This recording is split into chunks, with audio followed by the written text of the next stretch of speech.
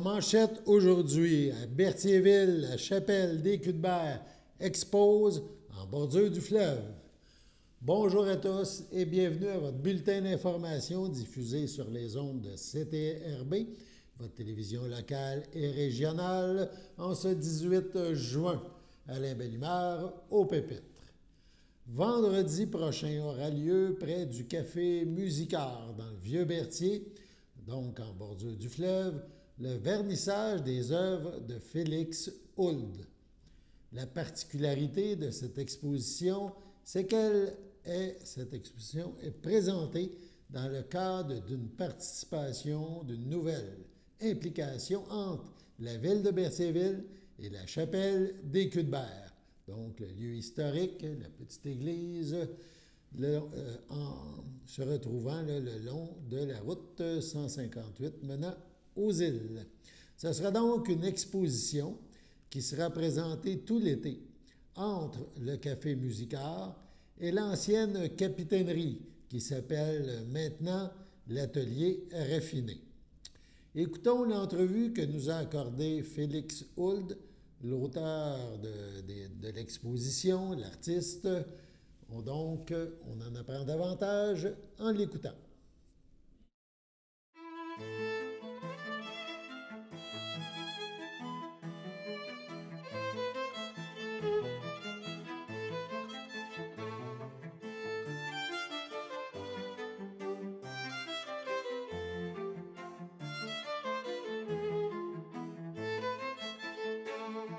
Bonjour tout le monde, alors bienvenue à cette nouvelle capsule, Un été à la chapelle. Aujourd'hui, c'est un rendez-vous avec Félix Hould que nous avons. Félix Hould qui est un artiste émergent qui va exposer dans le cadre de l'exposition Hors les murs à la chapelle. Donc, bonjour Félix. Bonjour. Ça va bien? Ben oui, merci de me recevoir, c'est très apprécié. On est très heureux à la chapelle de t'accueillir pour une exposition hors les murs. Lorsqu'on a fait la sélection des propositions qui nous ont été déposées, on a regardé ce que tu nous proposais, puis on est resté subjugué. Donc, je pense que ça risque d'être une exposition très intéressante pour tout le monde. Mais avant de parler de ton œuvre, on va parler de Félix Hould. Qui est-il? Quelle est sa démarche? Quel est son parcours? Donc, qui est Félix Hould? Merci. Je vais me présenter. En fait, je suis artiste émergent. J'ai grandi à Oka. Je travaille actuellement à Montréal. J'ai fait mon cursus académique au Collège Diane Legros en art visuel. Puis j'ai poursuivi en art à l'UQAM. Maintenant, je fais un certificat en gestion du marketing pour amener de la matière finalement à ma pratique, puis l'enrichir finalement. Donc, c'est pas mal mon cursus en ce moment. J'ai une pratique multidisciplinaire, conceptuelle en fait, là, donc j'ai pas vraiment de pratique matérielle qui m'identifie. Tu sais, pour l'exposition à la chapelle, je vais présenter une série de photographies en fait argentiques, mais les derniers projets que j'ai travaillé ou les projets en ce moment que je travaille sont plus des installations, des sculptures qui sont soit gonflables ou comme des grandeurs nature en fait. J'ai vraiment une pratique qui se déploie selon divers médiums. Alors, je vois que dans le dossier que tu nous as présenté, tu as déjà quelques expositions derrière la cravate, comme on dit. Donc, tu peux nous parler un peu de tes expériences passées, puis de ce que tu entrevois pour ta carrière, là, pour les années à venir. Comme artiste émergent, on n'a pas En fait, on a le privilège de faire beaucoup d'expositions collectives, en fait. Là. Donc, j'ai eu la chance de prendre part à plein d'expos différentes. Puis je trouve ça intéressant comme être un artiste émergent, de pouvoir... Sur ce, on reste dans le domaine culturel. On passe cette fois au Centre d'art Diane Dufresne, c'est à Repentigny, où une exposition regroupe divers artistes dans plusieurs disciplines, réunis sous le thème des identités passagères. Cette exposition met en dialogue les gravures de Marc-Aurèle Fortin avec les regards engagés de 4 artistes contemporains. Aujourd'hui, CTRB vous présente François Lausier. Bonjour, je suis en compagnie de François Lausier qui expose pour la saison estivale ici au Centre d'art Diane Dufresne. Bonjour, Monsieur Lausier. Bonjour. On est avec une de vos œuvres. C'est original, c'est bien, j'adore et tout, mais vous travaillez le bois. Ouais. Travaillez le bois. Vous n'êtes pas un gosseux, là, comme on appelle. Vous êtes... Bon, des fois, on gosse, puis d'autres fois, on utilise toutes sortes d'instruments. C'est ça, oui, c'est ça. Justement. Mais c'est quoi vos inspirations? Est-ce que c'est quand vous voyez la matière brute que ça vous donne une idée? Ou vous avez déjà en tête qu'est-ce que vous pensez faire? Bien, en général, j'ai une idée d'où je m'en vais, puis je choisis les pièces de bois en fonction du projet que j'élabore. Comme ça, c'est une sculpture, puis les deux autres qui sont là-bas aussi, c'est des sculptures que j'ai réalisées spécialement pour l'exposition avec Marc-Aurèle Fortin. OK. On voulait parler un petit peu du paysage, de la façon. On pourrait dire un fleuve ou... Ben, c'est ça, c'est un genre de paysage vertical avec un cours d'eau qui suit son cours, puis des rives qui sont différentes de chaque côté aussi. Puis, c'est ça, je voulais parler d'un peu de l'eau qui s'écoule de façon libre à travers le paysage. Un peu, c'est ça, on voit avec les photos. Ce genre d'inspiration-là vous a aidé parce que là, vous faites partie de l'univers de Marc-Aurèle Fortin. Donc, on insère des pièces de Marc-Aurèle Fortin qu'on va regarder tantôt. Vos œuvres de photographes, plein de choses comme ça. Ça a été une source d'inspiration? Ça a été vraiment une motivation pour faire les pièces? Bien, c'est-à-dire que j'ai une dizaine de sculptures à l'exposition, puis il y en a 7 qui étaient déjà faites et 3 nouvelles que j'ai faites avec l'idée de Marc-Aurèle Fortin. OK. Mais normalement, vos inspirations vous viennent d'où? Bien, c'est beaucoup la nature. C'est pour ça que ça m'a touché de venir à l'exposition de Marc-Aurèle Fortin, parce qu'on voit que Marc-Aurèle Fortin était un amoureux de la nature, la façon qu'il peignait les arbres, qu'il faisait les paysages. Puis moi, je m'inspire beaucoup des formes végétales, des formes aquatiques. C'est des sculptures abstraites, sauf qu'on peut reconnaître des éléments de fleurs ou de coquillages ou dans les sculptures. Ouais. Dans un contexte beaucoup d'environnement, on parle beaucoup d'environnement, de faire attention, présenter des œuvres avec des arbres, dans le fond, vous utilisez des arbres, c'est rendre hommage à ces plantes-là, parce que c'est des plantes gigantesques, là, le bois est noble, toutes ces choses comme ça. Remettre en valeur, c'est l'utilisation du bois? Ben oui, puis je pense que j'aimerais... C'est sûr que le bois, c'est riche comme matière. C'est vivant. Oui, puis on voit les textures sur il y a quelque chose de vraiment organique, de vraiment vivant, puis c'est ça qui... Moi, c'est sûr que j'aimerais que quand on voit mes œuvres qui s'inspirent de la nature, qu'on en tombe encore plus amoureux de la nature, dans le but de la protéger puis d'en prendre soin, parce qu'on en a besoin d'en prendre soin. Là. Votre choix de bois, de grains, de sortes d'arbres, c'est déjà pensé ou vous aimez travailler avec tout? Vous avez des projets pour travailler avec tout? Tantôt, on parlait de chêne et tout. C'est un bois qui est dur, qui est noble, mais il y a des bois plus mous. Oui, bien c'est sûr que moi, ça fait plus de 30 ans que je fais de la sculpture. J'ai essayé toutes sortes d'essences, j'ai essayé toutes sortes. Puis là, depuis plusieurs années, j'aime beaucoup le mélange noyer noir, frêne. Okay. Il y a comme une richesse de texture dans le noyer, puis le frêne, ben, c'est autre chose. Le frêne, c'est le veinage. C'est ça veut dire c'est plus linéaire, là. Oui, mais tu sais, là, on peut mettre en valeur le veinage dans le frêne pour avoir des effets de courbure, puis qui, moi, je trouve intéressant. Fait que puis le contraste entre les deux bois donne donne un contraste intéressant. Donne une vie, donne la vie à vos œuvres. Ouais. Vous exposez ici, donc vous faites d'autres expositions. C'est quoi vous avez après ça comme projet futur, de choses à présenter? Ben là, ces temps-ci, comme j'ai réalisé dernièrement un projet pour la bibliothèque de Joliette, qui était de réaliser une sculpture qu'on peut voir à la bibliothèque, où j'avais lancé un concours de poésie. Les gens m'envoyaient des poésies, puis j'ai illustré 4 poèmes sur les 4 faces d'une sculpture, des espèces de bas-reliefs. Oui, d'accord. Puis on peut la voir à la bibliothèque. J'ai aussi fait une murale au Centre d'art Alain Larue, à Notre-Dame-des-Prairies. Donc, beaucoup imprégné, beaucoup enraciné dans la région de la Naudière. Oui, oui. Puis là, j'ai d'autres projets qui ne sont pas encore définitifs, mais que j'aimerais qu'ils gardent cet aspect-là, travailler avec des gens pour réaliser une œuvre qui va être permanente à Joliette ou ailleurs. Bon, ben félicitations. Ben, merci beaucoup. C'était un plaisir. Merci. Merci. Suite à ces nouvelles culturelles, on passe à la pause. Bonjour tout le monde, ici Yves Perron, député de Berthier-Masquinongé. C'est avec un grand plaisir que je souhaite à toutes et à tous une magnifique fête nationale. Retrouvons-nous tous ensemble, parents et amis, à célébrer le pays du Québec si ouvert et généreux. Bonne fête à tous!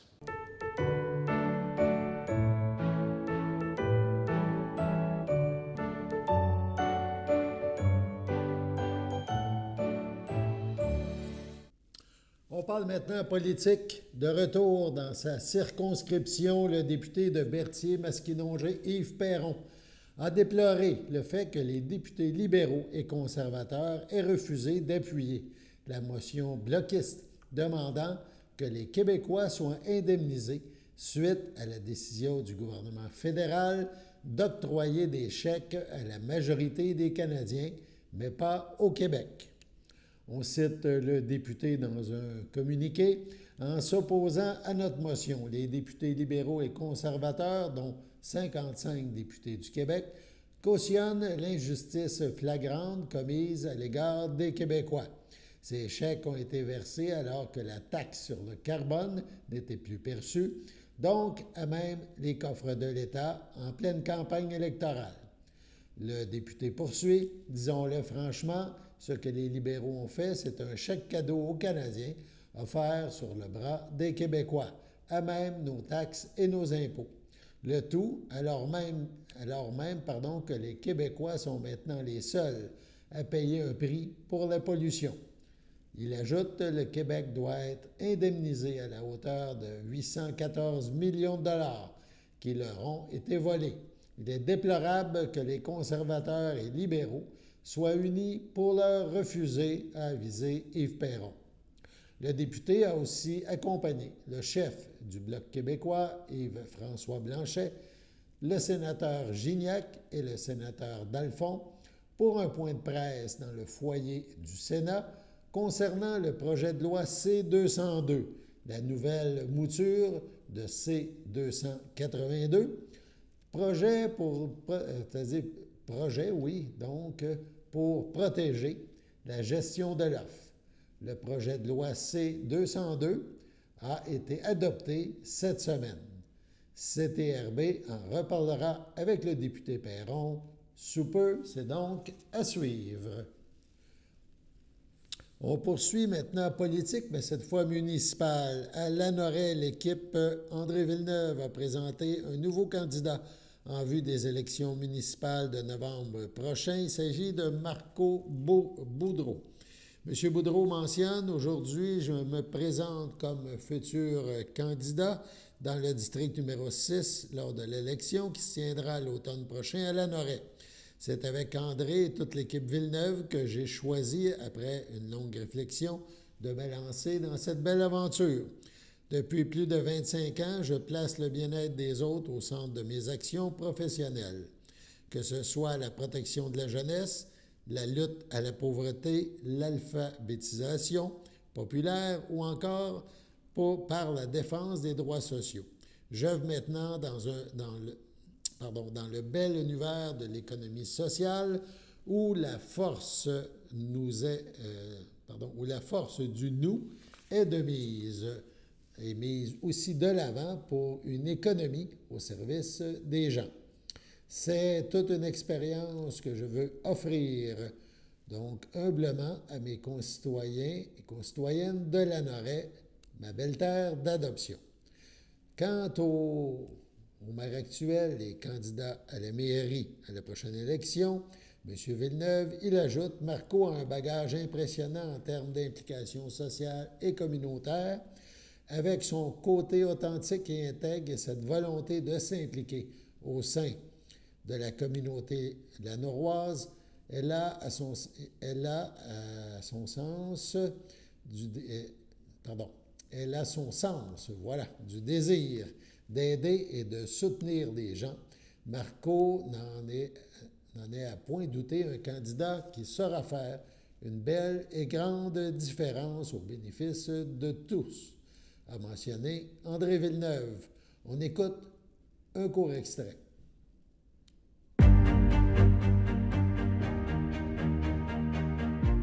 Alors bonjour tout le monde. Aujourd'hui, nous vous dévoilons le candidat du district numéro 6 en la personne de Marco. Marco, depuis toujours, tu t'es impliqué auprès des gens. Tu as travaillé dans des organismes communautaires, des organismes à caractère social. Et aujourd'hui, tu as décidé de faire le saut en politique municipale. Oui, tout à fait, André. Ça fait un bout de temps que j'y pense et j'ai pris ma décision. J'ai dit oui à l'équipe Villeneuve. J'ai toujours travaillé pour et avec les gens. Alors pour moi, c'est un cheminement qui est naturel. J'ai décidé de plonger dans cette belle aventure-là pour contribuer au développement de Lanoraie, qui est devenue ma terre d'adoption. Alors j'ai bien hâte d'aller vous voir à votre rencontre pour qu'on puisse échanger des idées et comment on peut travailler ensemble au bien-être de toute la communauté. Bien, Marco, on est très, très heureux que tu aies accepté, enfin, j'oserais dire, enfin, t'embarquer dans cette belle aventure, donc de poser ta candidature comme candidat à l'élection de novembre prochain. Et sache qu'on partage les mêmes convictions à ce niveau-là. On veut faire une différence, on veut travailler au bien-être de la communauté, on veut travailler finalement à préserver cette belle qualité de vie que nous avons à Lanoraie. Alors voilà, écoutez, comme vous le constatez, Équipe Villeneuve prend forme de plus en plus. Si vous voulez connaître la suite, je vous invite à suivre la page Équipe Villeneuve, que ce soit pour effectivement en savoir davantage, mais si vous avez des questions, commentaires, des idées, n'hésitez pas, vous pouvez nous contacter, nos courriels apparaissant au bas de l'écran. Sur ça, je vous dis à bientôt. Bye.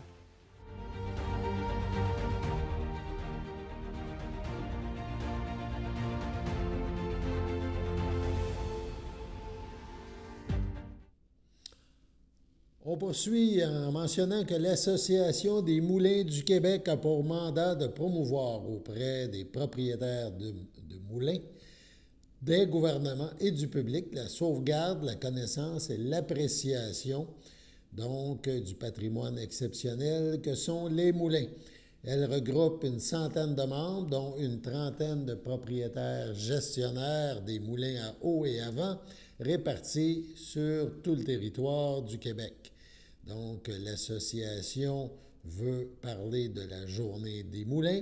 Elles permettront au public, les journées, il y en aura plusieurs, les journées des moulins, permettront donc au public de vivre une expérience de découverte liée aux moulins ou leurs vestiges qui ont contribué au développement de la colonie, à titre de premier témoin du patrimoine industriel québécois. Les journées des moulins se tiendront les 27, 28, 29 juin pour la présente édition. Pour plus d'informations sur ces journées, on peut consulter un site internet www.lesjourneesdesmoulins.com. Sur ce, on passe à la pause. Voici une plaque porte-clés des amputés de cœur. Quand vous utilisez une plaque porte-clés, vous protégez vos clés. Si vous les perdez, la personne qui les trouvera pourra appeler au numéro au dos de la plaque. Ou les déposer dans une boîte aux lettres. Puis, les amputés de guerre vous retourneront vos clés. Gratuitement! Commandez vos plaques porte-clés aujourd'hui à amputédeguerre.ca. Et améliorez la vie des personnes amputées comme moi. Merci.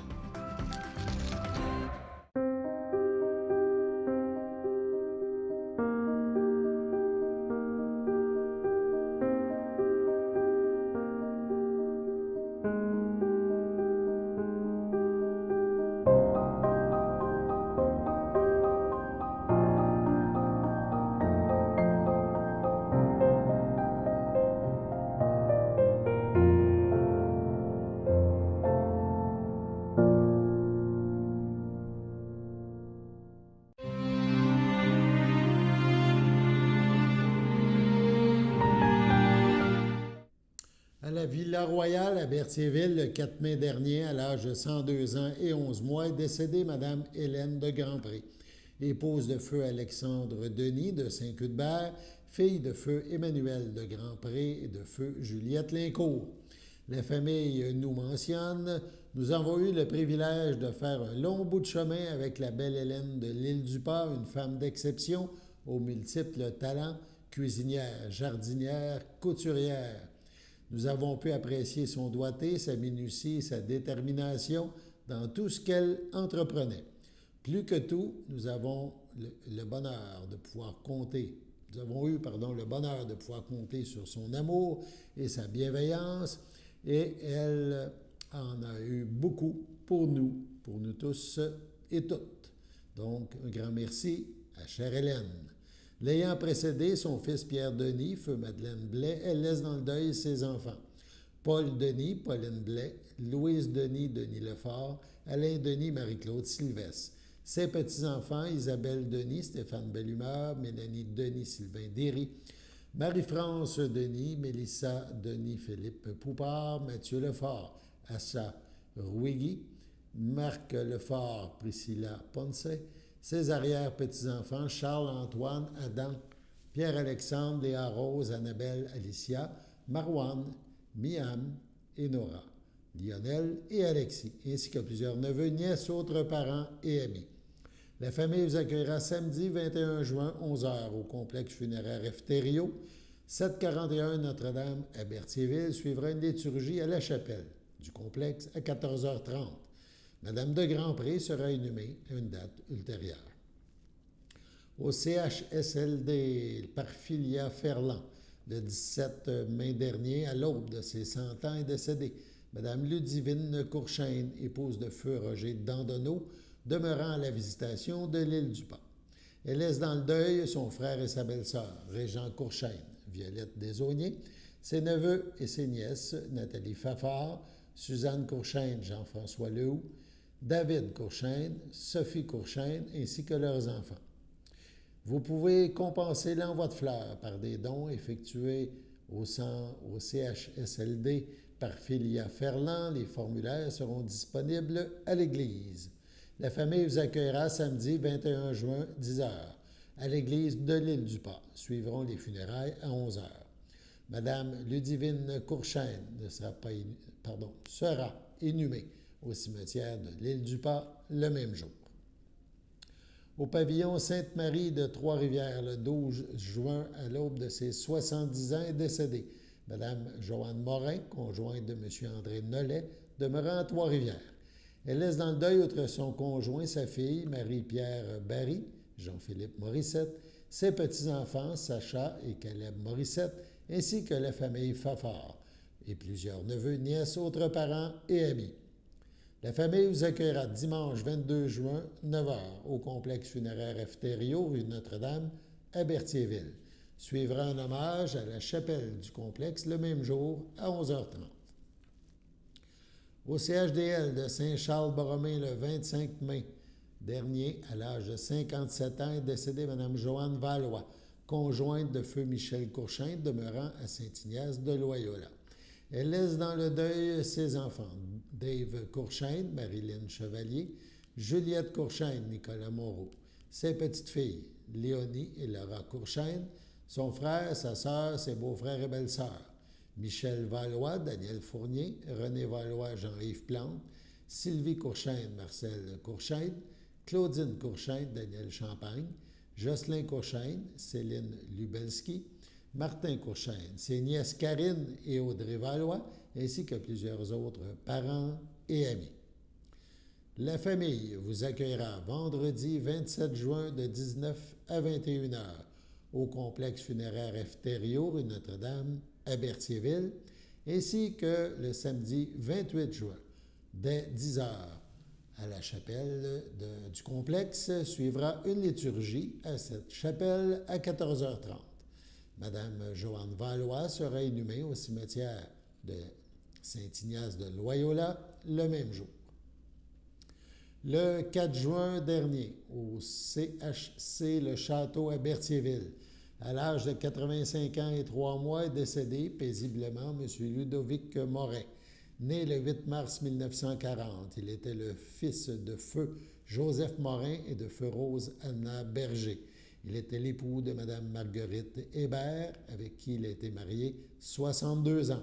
Il laisse dans le deuil, outre son épouse Marguerite, sa fille Joanne, Marc Leclerc, ses petits-enfants Simon Leclerc, Léa Cléry Bézil, Vincent Leclerc, Rebecca de Carufel et ses arrière-petits-enfants Jane et Jack.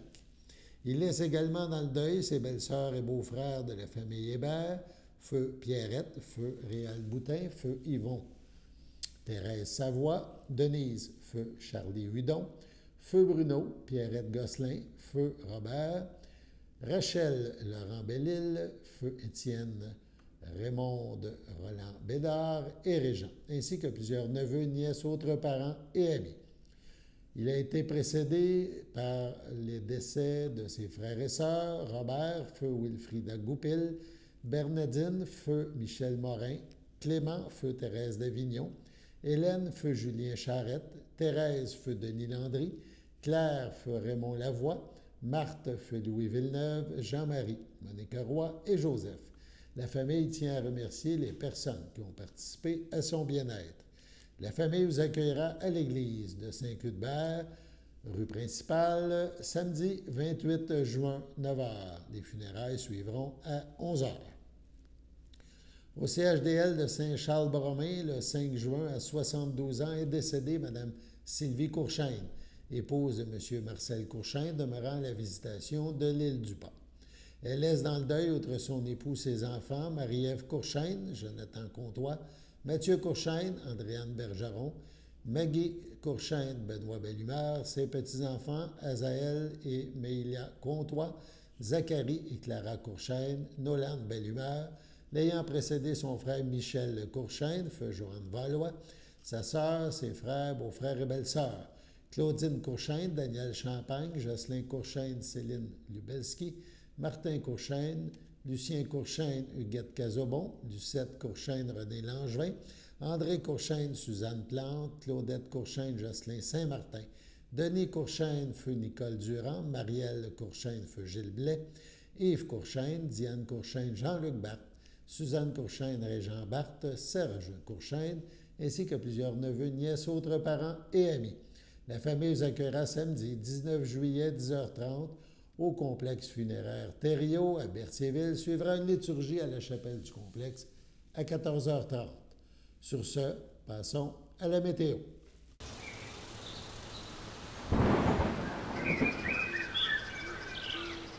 Bienvenue à votre météo de cette semaine. Aujourd'hui, mercredi soir, c'est des risques d'orage forts, une température de 27, un temps ressenti de 34, moins de 1 mm de pluie. Mercredi nuit, c'est des risques d'orage dispersés, une température de 20, un temps ressenti de 23, environ 1 mm de pluie. Jeudi matin, c'est des risques d'orage, une température de 21, un temps ressenti de 25, environ 5 à 10 mm de pluie. Jeudi après-midi, c'est des risques d'orage, une température de 26, un temps ressenti de 36, environ 5 à 10 mm de pluie. Jeudi soir, c'est des risques d'orage dispersés, une température de 23, un temps ressenti de 29, environ 1 à 3 mm de pluie. Jeudi nuit, c'est de la pluie, une température de 16, un temps ressenti de 14, environ 5 mm de pluie.